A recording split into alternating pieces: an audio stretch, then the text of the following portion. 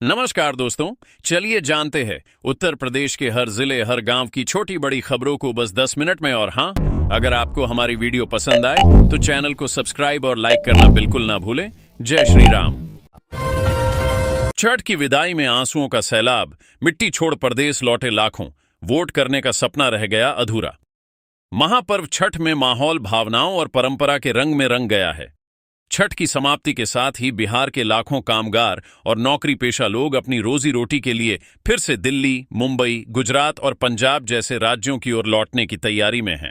Barauni junction से लेकर पटना, मुजफ्फरपुर और हाजीपुर तक रेल स्टेशनों पर फिर वही दृश्य है। सामान से लदे बैग, स्वजनों की विदाई की आंखें और प्लेटफॉर्म पर उमड़ी भीड़। औंधे मुंह गिरे सोने के दाम, क्या अब 1 लाख रुपए से नीचे जाएगा भाव? एक्सपर्ट ने निवेशकों को किया अलर्ट। त्योहारी सीजन खत्म होते ही सोने के दाम में तेज गिरावट आई है। कुछ समय पहले 1.32 लाख रुपए प्रति 10 ग्राम तक पहुंचा सोना अब 1.21 लाख रुपए पर आ गया है। इससे बाजार में हलचल है, निवेशक चिंतित हैं, जबकि खरीदार खुश। विशेषज्ञों का कहना है कि सोने का भाव 1 लाख रुपए से नीचे जाने की संभावना फिलहाल नहीं है। यह गिरावट अस्थायी है। कॉलेजों में 75% उपस्थिति पर राजभवन सख्त, कहा सिर्फ कागज पर अटेंडेंस दर्ज हो रही है। विश्वविद्यालय व डिग्री कॉलेजों में छात्रों की 75% उपस्थिति पर राजभवन सख्त हो गया है।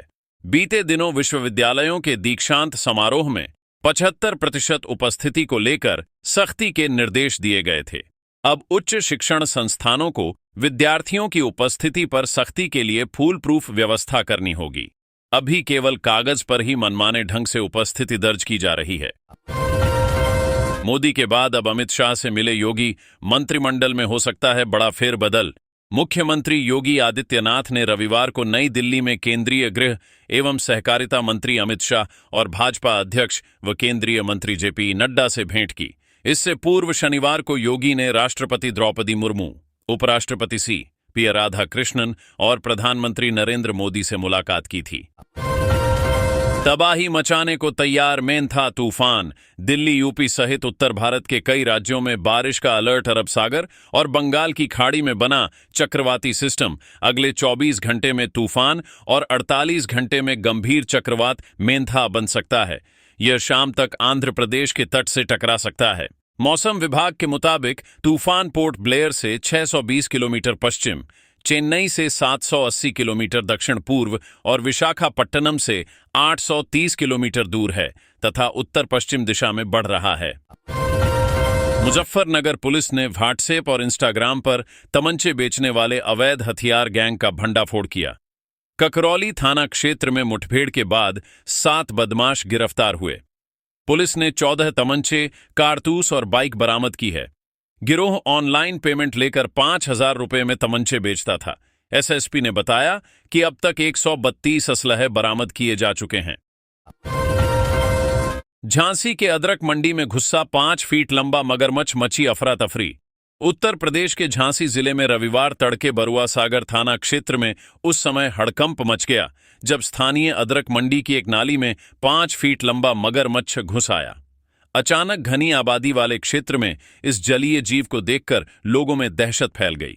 आनन फानन में सूचना वन विभाग को दी गई, जिसके बाद टीम मौके पर पहुंची और करीब 1 घंटे के रेस्क्यू अभियान के बाद मगरमच्छ को सुरक्षित पकड़ लिया गया। बंगाल की खाड़ी के चक्रवात से प्रदेश में आज से बदलेगा मौसम। कई जिलों में हो सकती है बारिश, गिरेगा पारा। यूपी में आसमान पर फिर से बादलों की सक्रियता बढ़ने वाली है। अरब सागर और बंगाल की खाड़ी दोनों तरफ से बन रहे मौसम तंत्रों के चलते प्रदेश में अगले कुछ दिनों तक बेमौसम बारिश होने की संभावना जताई गई है। मौसम विभाग का कहना है कि सोमवार को बुंदेलखंड और पश्चिमी यूपी के कई जिलों में हल्की बारिश की संभावना है। साथ ही 27 से 31 अक्टूबर के बीच प्रदेश के कई जिलों में गरज चमक के साथ हल्की से मध्यम बारिश का पूर्वानुमान है। 4 सिलेंडर फटने से रेस्टोरेंट में लगी भीषण आग, एक महिला की मौत। कई घायल। अस्पताल में स्थिर एक इमारत के भूतल पर स्थित एक रेस्टोरेंट में भीषण आग लग गई।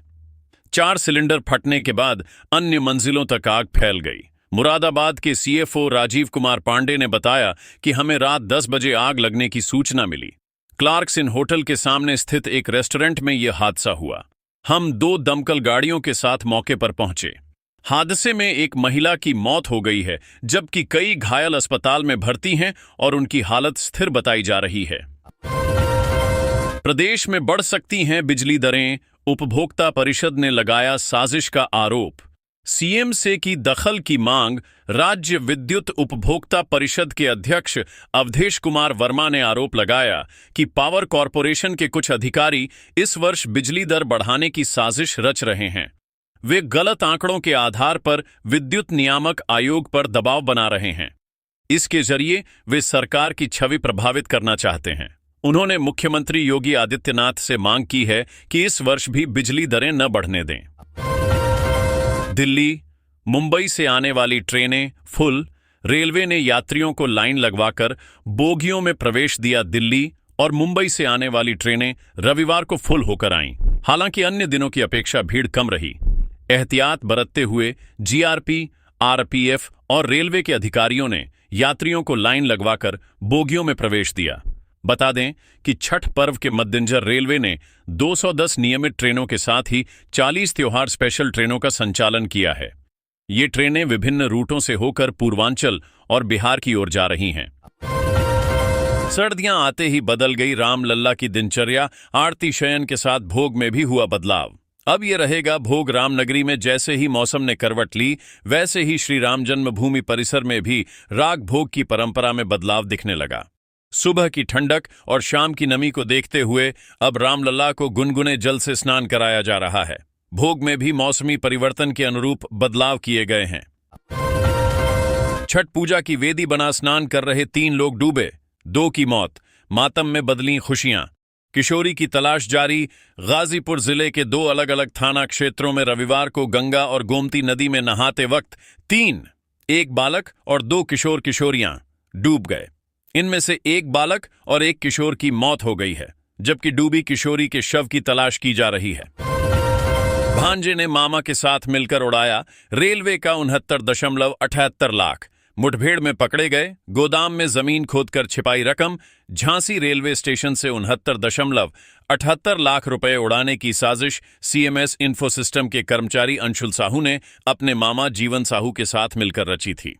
रविवार सुबह अंशुल पुलिस से हुई मुठभेड़ में गोली लगने से घायल हो गया, जबकि मामा को घेर कर पकड़ लिया गया।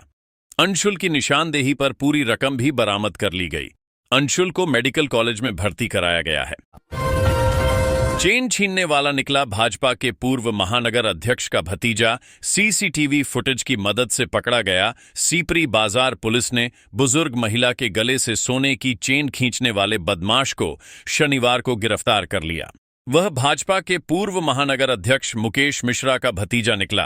करीब 3 किलोमीटर तक एक सीसीटीवी कैमरे खंगालने के बाद पुलिस को आरोपी का सुराग मिला। गिरफ्तारी के बाद आरोपी युवक से सोने की चेन बरामद की गई। उसे जेल भेज दिया गया है। भड़के मेरठ के व्यापारी। अफसरों को घेरकर नारेबाजी और हंगामा। सेंट्रल मार्केट अनिश्चितकाल के लिए बंद। आवास एवं विकास परिषद के सर्वे में 1500 अवैध निर्माण होने का खुलासा हुआ था, जो अब रडार पर हैं। व्यापारियों ने बाजार बंद कर धरना शुरू कर दिया और मांग की कि आगे कोई कार्रवाई नहीं होगी, इसका लिखित आश्वासन दिया जाए। दिल्ली में डीयू छात्रा पर फेंका गया तेजाब। चेहरा बचाने के चक्कर में झुलसे दोनों हाथ। अरमान पर आरोप। दिल्ली में एक बार फिर इंसानियत को शर्मसार करने वाली घटना सामने आई है। मुकुंदपुर निवासी 20 वर्षीय युवती पर रविवार को दिन दहाड़े एसिड फेंकने का मामला सामने आया है। पीड़िता को गंभीर हालत में दीपचंद बंधु अस्पताल में भर्ती कराया गया है।